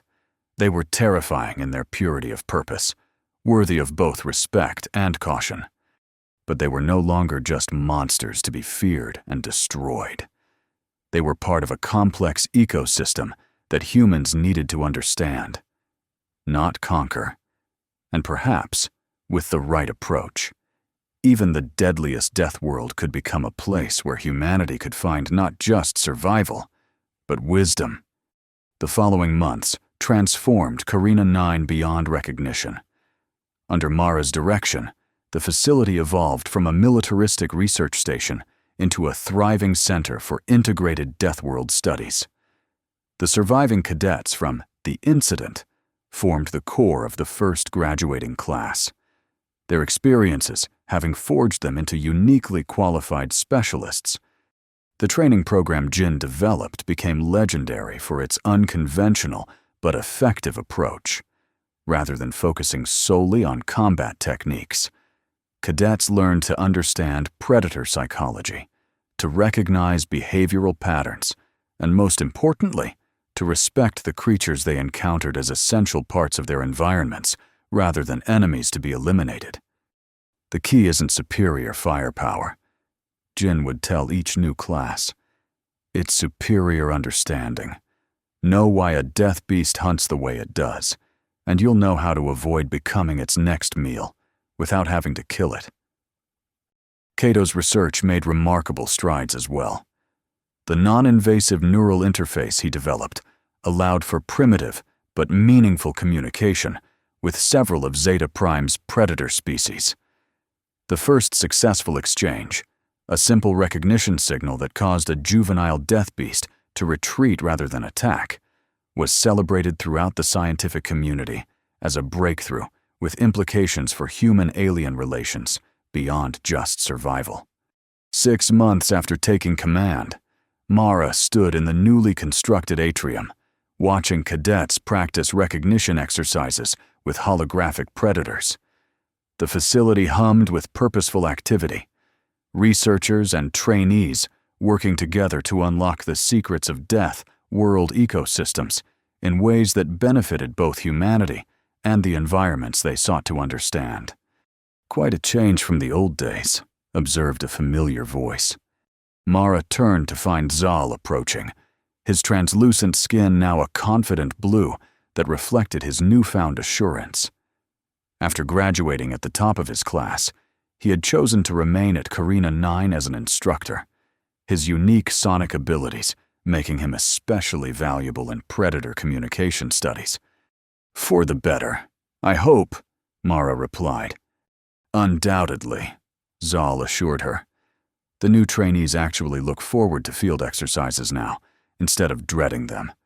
They see the predators as challenges to understand, not just threats to eliminate. "That's exactly what we're aiming for," Mara said, satisfaction evident in her voice. "How are the communications trials coming along?" "Promising," Zal reported. Dr. Cato's team has established consistent response patterns with 3 distinct species. The larger predators remain more difficult, but we're making progress. Their conversation was interrupted by Jin's arrival, his expression uncharacteristically serious. "Director Reyes," he said formally, indicating this wasn't a social call. "We've received a priority communication from Galactic Central. You'll want to see this privately." Mara excused herself from Zal and followed Jin to her office, concern growing at his unusual demeanor.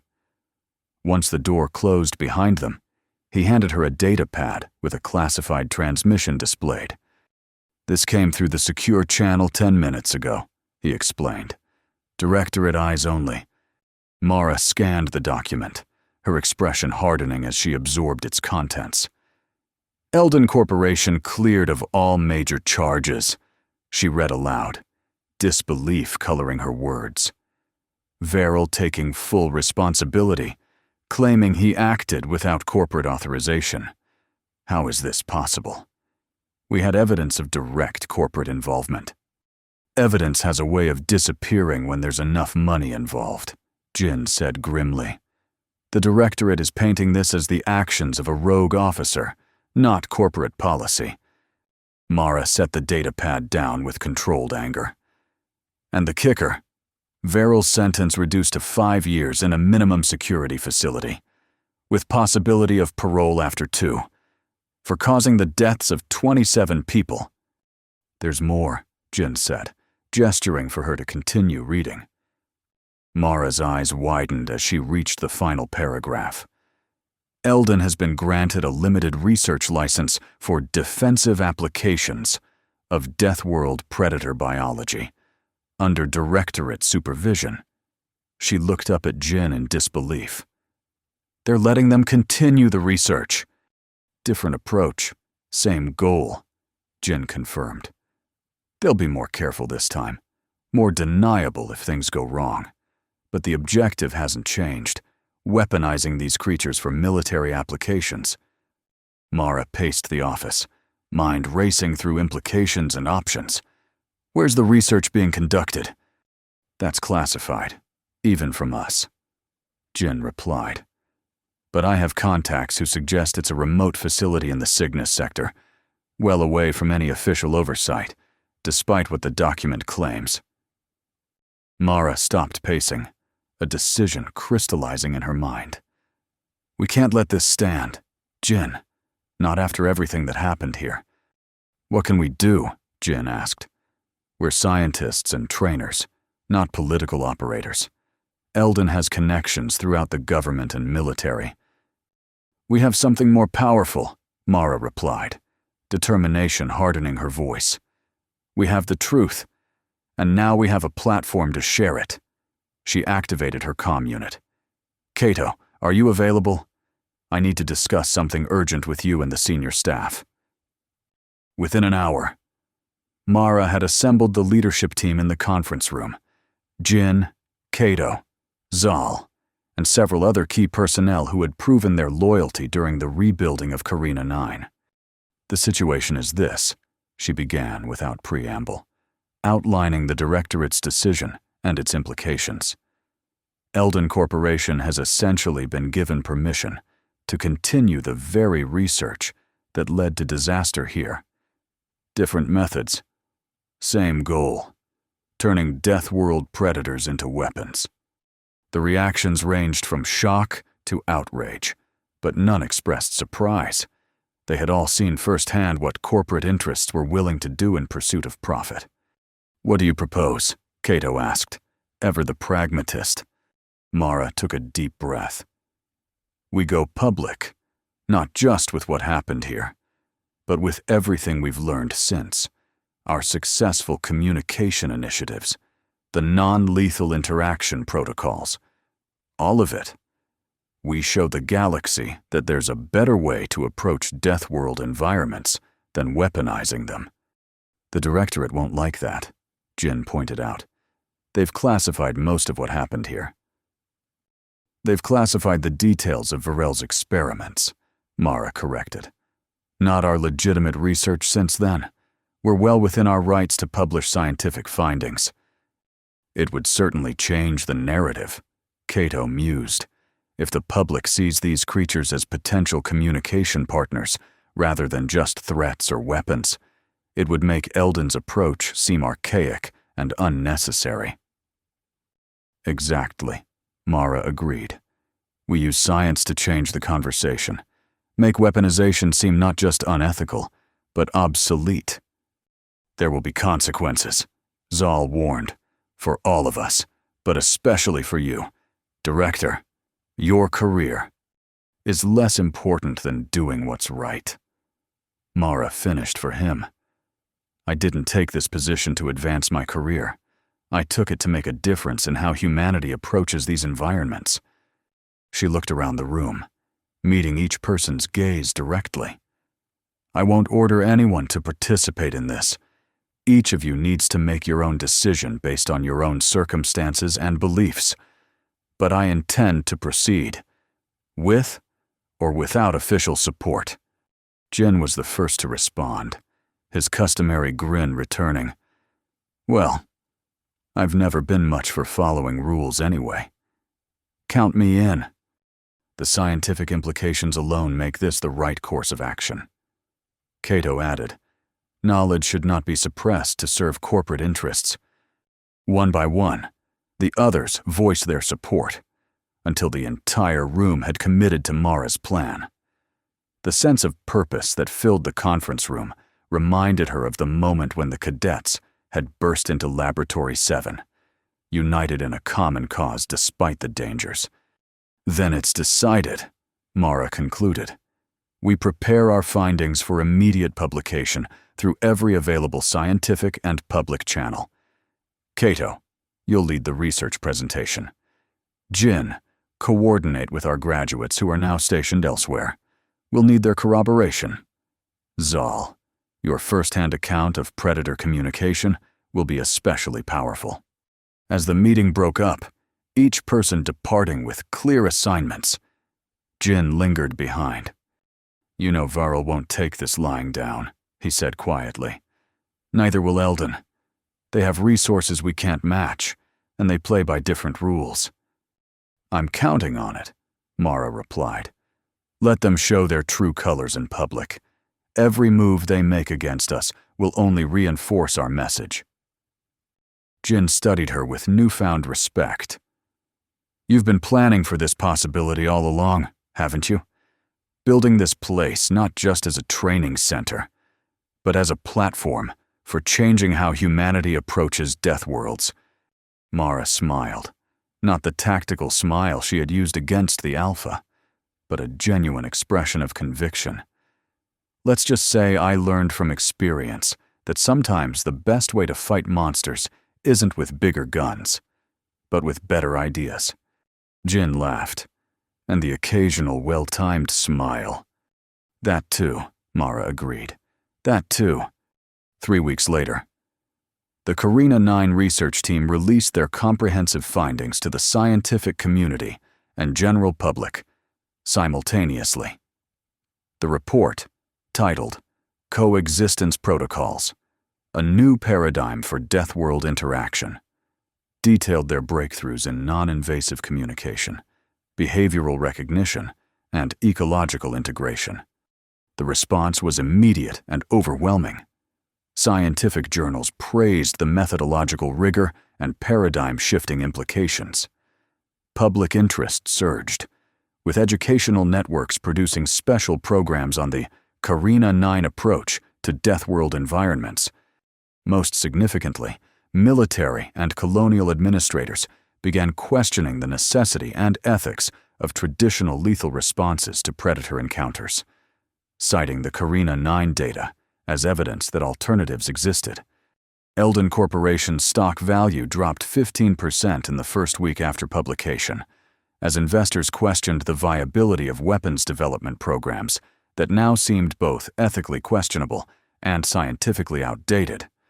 The Galactic Science Directorate, caught off guard by the public reaction, issued a carefully worded statement supporting the research while distancing itself from any policy implications. Behind the scenes, however, Mara received a blistering official reprimand for exceeding authorized disclosure parameters, a reprimand she framed and hung on her office wall. Varl, even from his minimum security confinement, made his feelings known through an interview with a sympathetic corporate news outlet. Captain Reyes and her team are naive idealists, he declared. Their approach might work in controlled environments, but in the real world, on the frontier, deadly force will always be necessary against Deathworld predators. You can't reason with something that sees you as food. Mara's response, when asked about his comments, was characteristically direct. Lieutenant Commander Varl had the chance to approach these creatures with respect and scientific curiosity. Instead, he chose exploitation and control. The results speak for themselves. 27 people died because of his approach. Our methods have resulted in 0 casualties and multiple successful interactions. 1 year to the day after the incident, Carina 9 hosted an open symposium on Deathworld studies, attended by researchers, military personnel, and colonial administrators from throughout the sector. The station, once a secretive and militaristic outpost, had become a center for collaborative learning and innovation. As Mara prepared to deliver the keynote address, she found herself in the observation dome, taking a moment of quiet reflection before facing the assembled delegates. The Zeta Prime landscape stretched before her, beautiful and deadly in the afternoon light. "Nervous?" Jin asked, joining her at the viewport. "Focused," Mara corrected. "There's still so much to do. Eldon has scaled back its weapons program, but they haven't abandoned it. And there are other corporations, other Varls, with similar ambitions." "True," Jin acknowledged. "But look how far we've come in just 1 year. The first colonial outpost using our communication protocols reported a 60% reduction in lethal encounters. 3 military bases have implemented our training program. Even the Directorate has quietly shifted its funding priorities toward coexistence research." Mara nodded, allowing herself to acknowledge the progress they'd made. "It's a start. A damn good one," Jin insisted, and it all began with a smile at the right moment. "Speaking of which," Mara said, checking the time, "we should get to the auditorium. I hear you've prepared quite an introduction for me." Jin's expression turned innocent. "Would I embarrass the esteemed director of Carina 9 in front of the most influential people in the sector?" Without hesitation, Mara replied dryly. "You know me too well," Jin admitted with a grin. "But don't worry, I've kept the smile shot anecdote mostly professional, only a little dramatic embellishment for entertainment value." As they walked to the auditorium, passing training rooms and research labs humming with activity, Mara felt a profound sense of purpose. The path ahead would not be easy. Change never was, especially when it challenged entrenched interests and traditional thinking. But they had proven that a different approach was possible, that humanity could interact with even the most dangerous environments without resorting to fear and destruction. The auditorium was packed. Faces from a dozen worlds turned expectantly toward the podium as Mara took her place. She surveyed the audience: scientists, soldiers, administrators, educators, all united by their interest in finding better ways to understand and coexist with the universe's most challenging environments. 1 year ago, she began, her voice clear and confident.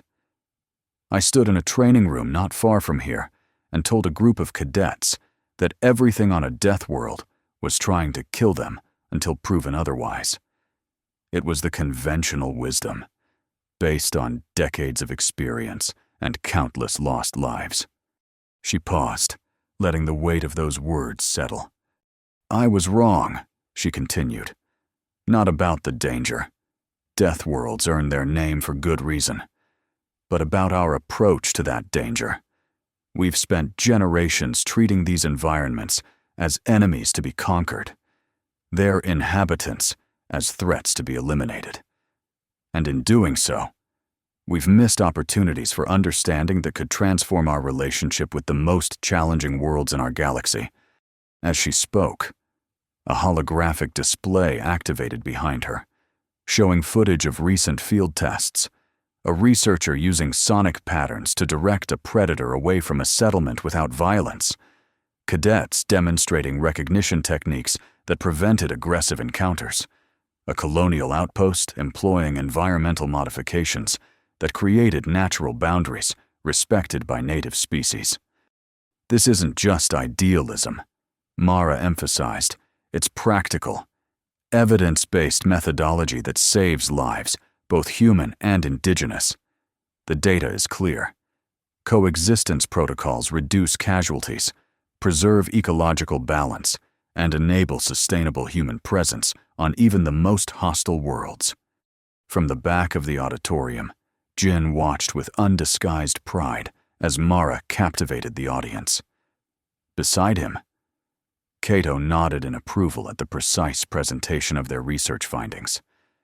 And Zal, now head of the communication division, observed the positive reactions spreading through the crowd. The choice before us is not between conquest and retreat, Mara concluded. It's between outdated methods based on fear and innovative approaches founded on understanding, between seeing Deathworlds as enemies to be subdued and recognizing them as complex systems we can learn to navigate respectfully. She smiled then, not the tactical smile that had confused the alpha death beast, but an expression of genuine hope and determination. They taught us how to spot Deathworld monsters, she said, echoing the phrase that had become informally associated with the Carina 9 approach. But spotting them was just the beginning. Now we're learning to understand them, to communicate with them, and in doing so, we're discovering that the true monsters were never the creatures themselves, but our own fear and ignorance. The response was immediate and overwhelming. Not just applause, but a palpable sense of possibility spreading through the room. As Mara stepped away from the podium, delegates surged forward with questions, comments, and offers of collaboration. The symposium continued for 3 days, generating partnerships, research initiatives, and policy recommendations that would shape Deathworld interactions for years to come. When it concluded, Mara found herself back in the observation dome, watching Zeta Prime's sunset with a sense of accomplishment, tempered by the awareness of challenges still ahead. Movement in the landscape below caught her attention, a large predator moving with purposeful grace between rock formations, its powerful form unmistakable even at a distance. Looks like our old friend is back, Jin remarked, joining her at the viewport. Mara watched the creature's progress with professional interest. The Alpha's offspring? Kato thinks so, Jin confirmed. Same movement patterns, same hunting territory. Been patrolling the perimeter for the past week without attempting to breach. Curious rather than aggressive, Mara noted. That supports his hereditary behavior theory. They observed in companionable silence as the creature completed its circuit of the station perimeter before disappearing into the gathering darkness. Think we'll ever reach a point where we can truly communicate with them? Jin wondered.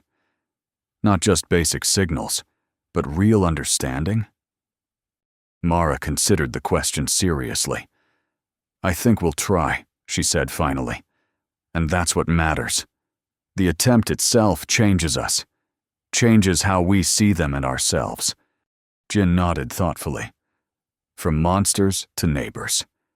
Quite a journey. One step at a time, Mara agreed, starting with learning to spot them properly.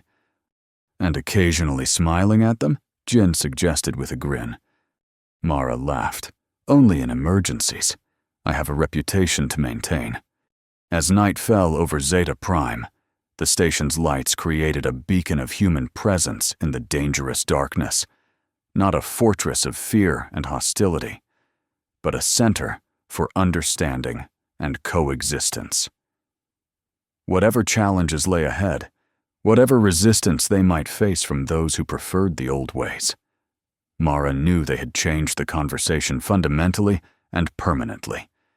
The monsters were still out there, still dangerous and deadly in their perfect adaptation to their harsh world.